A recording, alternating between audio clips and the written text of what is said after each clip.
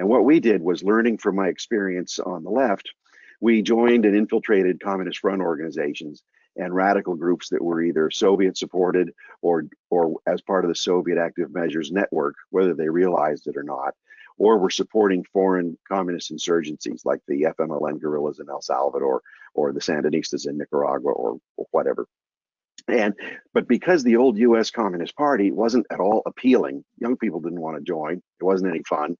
It was run by these stodgy old geezers and so forth. So they wanted to do something more fun and more cool and also more libertine, because the Communist Party had a discipline to it. So you couldn't live a more hedonistic or bohemian lifestyle as a party member because you're too prone to getting busted by the cops.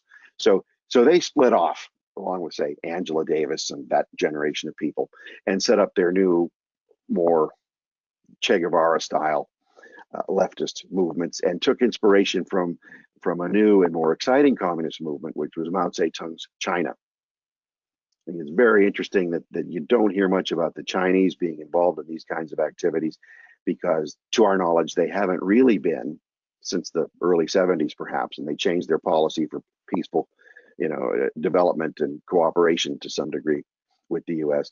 But the daughter of Ulrike Meinhof, just a couple of days ago, Ulrike Meinhof was a leader of the Baader-Meinhof gang of Germany in the 70s and 80s, became the Red Army faction. It was an urban terrorist group, and she wrote a piece in a Zurich newspaper. We have an English language summary of that up on the Center for Security Policy site last night, showing that the real heir to this movement, it was a terrorist movement. They assassinated businessmen and police and military people and so forth. Antifa is the heir to that movement. And she said the only difference between Antifa and the old Red Army faction, Baader-Meinhof gang, is that Baader-Meinhof gang did not conceal their identities.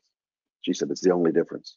It's a very important distinction to make, because she was raised in the Baader-Meinhof gang, and she knows this ideology. She opposes it, but she opposes it from the left.